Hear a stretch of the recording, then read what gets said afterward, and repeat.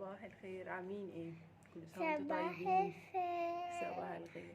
صباح ثانيه الخير. يا زياد بقى عشان نقول اللي احنا عايزين نقوله. المدارس خلاص جزء كبير منها ابتدى، والجزء التاني هيبتدي ان شاء الله الاسبوع الجاي. طيب نتكلم شويه بخصوص اللانش بوكس. اللانش بوكسات ما شاء الله اسعارها بقت معديه 300 400 جنيه وحاجات كده. طيب المقتدر يجيب الانواع دي حلو جدا. طيب اللي مش مقتدر او صعب، لان هو كده كده اصلا بيتكسر وبيبوظ وبيضيع منهم. طيب المهم نجيب انواع لانش بوكس يكون البلاستيك بتاعه حلو جدا، اللي هو 5 مرسوم عليه دايره كده، دايره وجوه 5. ده البلاستيك اللي هو المخصص للاكل. طيب ومش لازم كل سنه نجيب لانش بوكس جديد، يعني هو انا ابني مثلا لانش بوكس بتاع السنه اللي فاتت هو اللي هيستخدمه السنه دي طالما هو لسه كويس ويقدر يستحمل. طيب ايه الاكل اللي نوديه معاهم المدرسه هم رايحين؟ لازم نودي اكلات تبقى خفيفه، تبقى مشبعه وخفيفه في نفس الوقت عشان ما يتقلوش، عشان يقدروا يكونوا بكامل تركيزهم طول اليوم الدراسي. طيب نقلل من المقليات والحاجات اللي فيها دهون كتير. لو محتاجين نعمل حاجات فيها بروتين زي الفراخ البانيه، الستريبس، الناجتس، الحاجات دي ممكن نحطها في الاير فراير او في الفرن باجد كده مع رشه زيت بسيطه، بتبقى حلوه جدا. طيب نيجي نتكلم بقى على ايه الاصناف اللي ممكن نوديها، وايه الاصناف بلاش نوديها، او على حسب مقدرة كل واحد.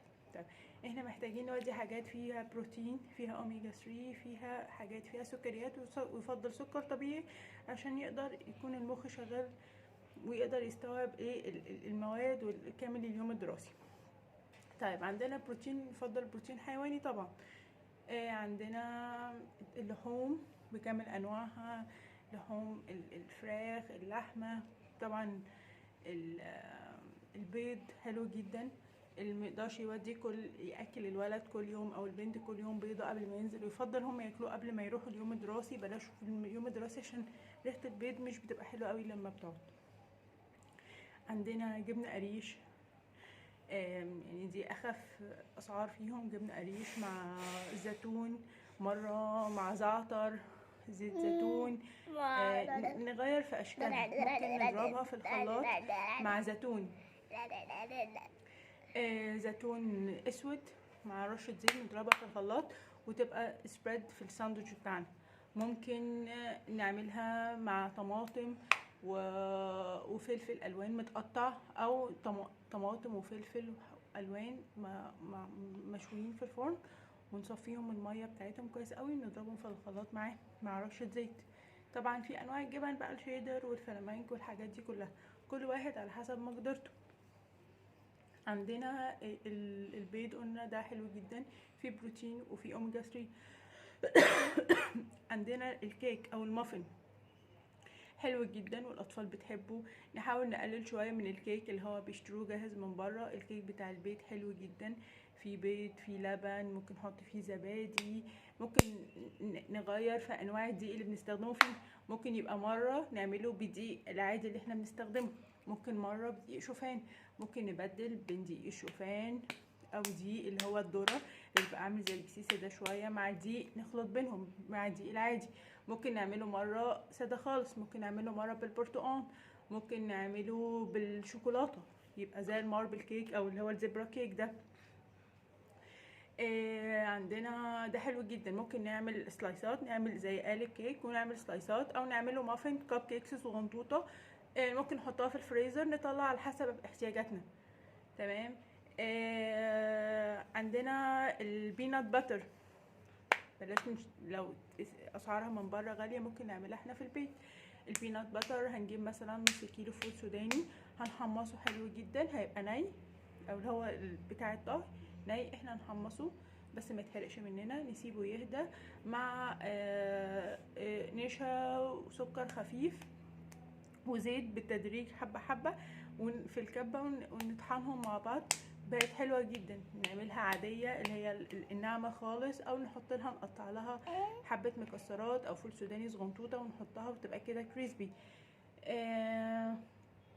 عندنا الفول السوداني ده مصدر حلو قوي للبروتين.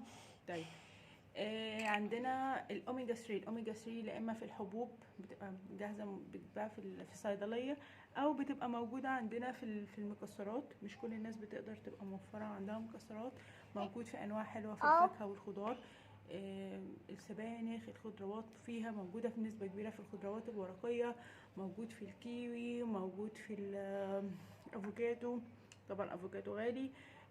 موجود في الزبادي، موجود في الكيوي، في الفراولة، موجود في المانجا، موجود في المكسرات. لو احنا عايزين يعني المتاح بالنسبة له، يجيب لوز، يجيب عين جمل، يحطهم للولاد في اللانش بوكس، او يطحنه لهم، يحط لهم على البينات باتر، يحطه لهم على البانكيك.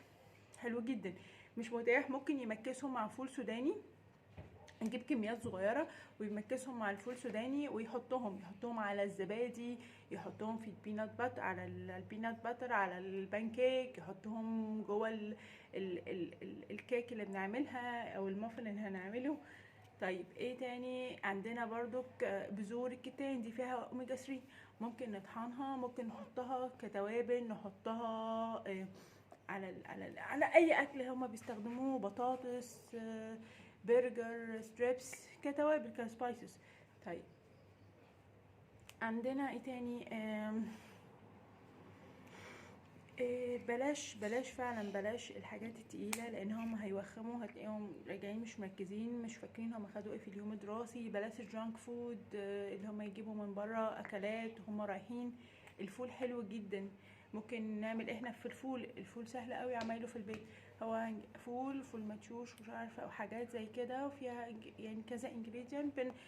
قبليها بنعمل له سوكينج في ميه او بننقعه وبنسويه. بس بلاش نزود في وجبات الفول كتير، لان هي برضو بتبقى تقيله، ممكن تخليهم يوخموا. بس الفول وجبه حلوه جدا. ممكن نعمل ساندوتش فول ياخد قبليها الصبح قبل ما ينزل بيضه. الطعميه برضو حلوه جدا، بس بلاش نبقى طعميه بتاعه الشارع، عشان هي متبقاش فيها نسبه فول كبيره، بتبقى مقليه في زيت احنا مش عارفينه. فممكن نجيب الطعميه، ممكن نعملها احنا نجيب العجينه معموله من بره اوريدي، او احنا نعملها في البيت اللي متاح لي وقت يعملها في البيت. يزود نسبه الفول فيها، ويعملها بورشنز او سيركلز او دوائر صغنطوطه، يحمرها في زيت اللي حابب يحمرها. اللي حابب بيحطها في الفرن او في الاير فراير، حلوه جدا. ايه تاني؟ عندنا طبعا المربات. انا عن نفسي بعمل مربات في البيت، سكر قليل جدا جدا جدا. لما باجي اجيب المربات اللي من بره بحس ان انا جزعت من كتر السكر. مربى في البيت سكر قليل. خلاص احنا داخلين على الشتاء، الفراولة هتطلع. في ناس بتحب تعمل مربى مانجا، في مربى عنب. كل الحاجات دي حلوة جدا، ممكن الاطفال ياخدوها.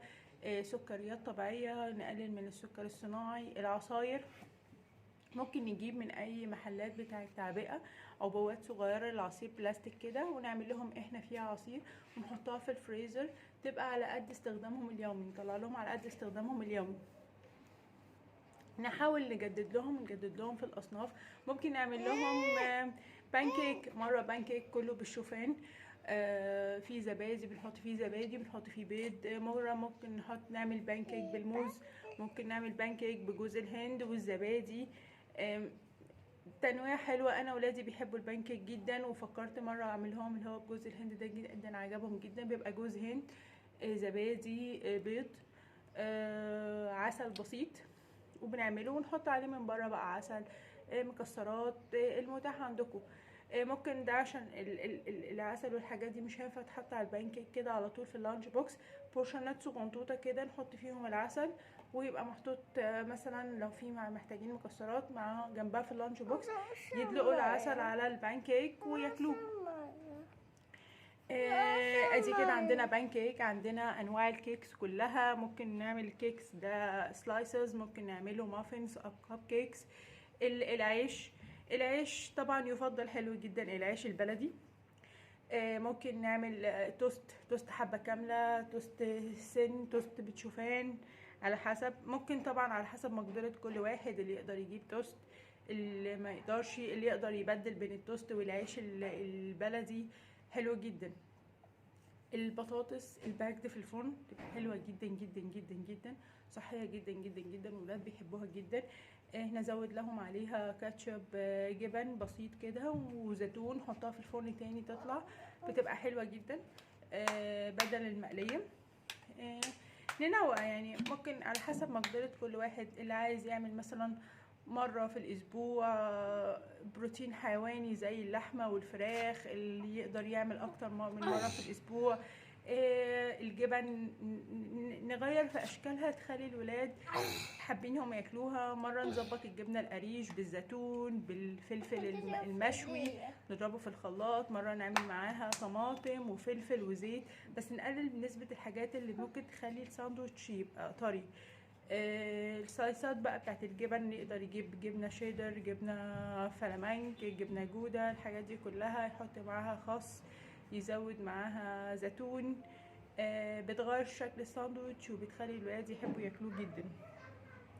الفواكه نحط لهم الفواكه معاهم، ده مصدر حلو جدا للسكر. ممكن نخليها زي ما هي بحالها، اللي يقدر ياكلها الطفل اللي يقدر ياكل زي ما هي بحالها تبقى محتفظه بشكلها، ما يحصلهاش اوكسيديشن او حاجه. ممكن اللي حابب يقطعها زي مثلا يقطع فروتس كده ويحط عليها عسل، ويحطها في بورشنز لوحدها، يحط معاها جرانولا، يعمل جرانولا في البيت. شوفان هيتحمص مع سنة زبدة، الشوفان مع سنة زبدة مع مكسرات، هيتحمص فوق على البوتاجاز من فوق او يدخل الفرن على ورق زبدة، لو في الفرن على ورق زبدة تمام. وهنقلبه كل شوية بسيط كده لحد ما نحس ان هو اتحمص وبقى كويس، بس ما نسيبوش زيادة عشان ما يتحرقش. ويبقى متاح عندنا، هيتحط في علبة يبقى جاهز عندنا، ممكن نستخدم منه طول الشهر، ناخد منه جزء مع الفاكهة والزبادي، حبة مكسرات في كاب كده او في بورشن مقفول في اللانش بوكس، وجبة حلوة جدا. فحاولوا تنوعوا لهم في الاصناف، بلاش الوجبات الدسمة، نقلل من الجانك فودز جدا جدا جدا. ما نصعبش على نفسنا. في الجبن مع البيضة، مع ممكن قبل ما ينزل زبادي بالعسل عليه مكسرات خفيفة او عليه سوداني خفيف، معاها بيضة حلو جدا قبل ما ينزل وهو هناك. ساندوتش، اي ساندوتش خفيف، جبنة، المتاح بالنسبة له اي بروتين حلو جدا. ممكن طبعا تونة، بس نقلل من التونة، ما نعملهاش بكميات كبيرة عشان نسبة الزئبق.